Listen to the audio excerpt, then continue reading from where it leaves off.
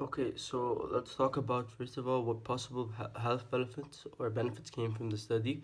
I'm going to talk about Henrietta Lacks, then about the Phyllis studies. So, as for Henrietta Lacks, the most obvious benefit, or sort of like the only benefit that came from this, was the HeLa cells that are still used to this day and are considered a vital part of medical testing and drug testing and cure testing, which is sort of the only thing that helped, although it was obtained unethically. As for the Tuskegee syphilis case, um, almost no benefits came. They did study the long term effects of the study of the disease, but since a cure was already there, this was not needed and not even required. So I see no benefits. What possible harms? So for the Henrietta Lacks, it was done without her consent. Her children did not benefit from the HeLa cells that are sold, and there are like millions of dollars in revenue for HeLa cells. And then her family still lived in poverty. They lived uneducated, and they remain until this day uneducated. Um, as for the syphilis study, many people died, and then some were treated with syphilis, although they didn't have syphilis. Others were subjected to treatment with mercury, although penicillin was an active form of treatment that was already there, and they were denied that treatment. Um, as for both of them, none of them, no consent was given. For Henrietta Lacks' case, they were taken without her knowledge, and they were not they were not permitted to do that, but because of segregation at the time, it didn't really matter. As to that, because they took the cells and she was not asked, and then they were given to research her after she died. Her family weren't told, and they really didn't know. As for the Tuskegee, they did obtain their consent as to be treated for syphilis, but since they weren't really treated for syphilis, and they had tons of experiments on them, and they uh, kept them sick even after a viable medicine was found, and their consent was not obtained about certain things, such as being treated by toxic substances, or and they weren't told the entire extent of the issue. Therefore, no consent was given.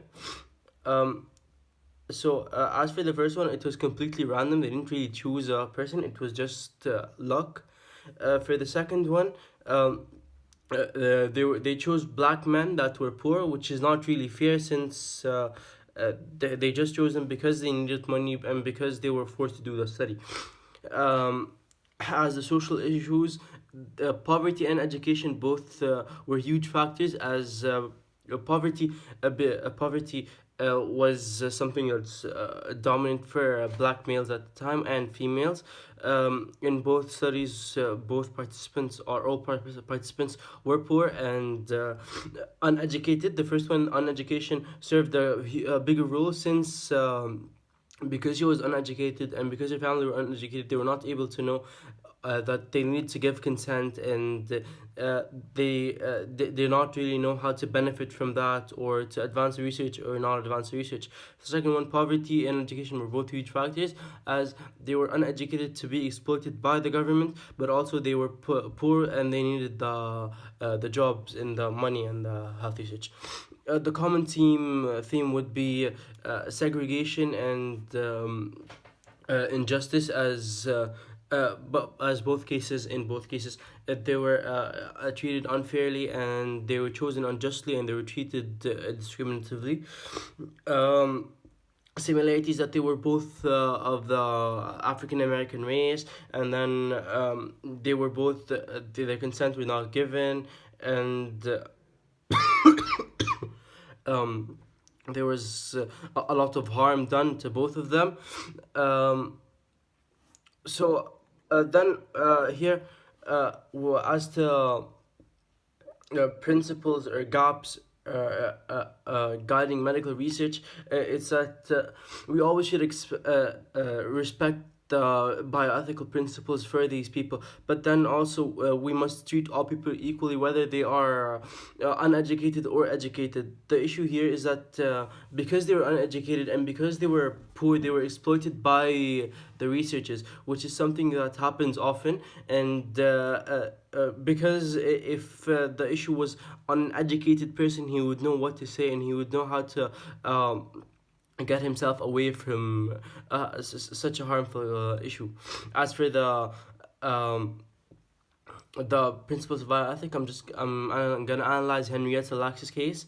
As for autonomy, she had almost no autonomy since they were taken without her knowledge, and then they were they were exploited, and her children didn't benefit, and no autonomy was given because of the uneducation at the time. As For the maleficence, they weren't really maleficent, but the maleficence aspect was definitely there, as they took healer cells from her without her knowledge, and they did not inform her, and her husband was briefly informed, and he rejected, but since he was uneducated, he was deemed incredible. Uh, Moreover, I think another major aspect is is that they had maleficent intentions, as they were intending to sell them and then not benefit their children. As for beneficial, they were beneficial, as they helped cure a lot of diseases and are used now for testing on humans without really harming them. And then finally, for justice part, she did not receive justice, as because she was uneducated, she was poor, and her children came out to be the same thing. They were oppressed and they were forgotten when it came to the money part. Thank you.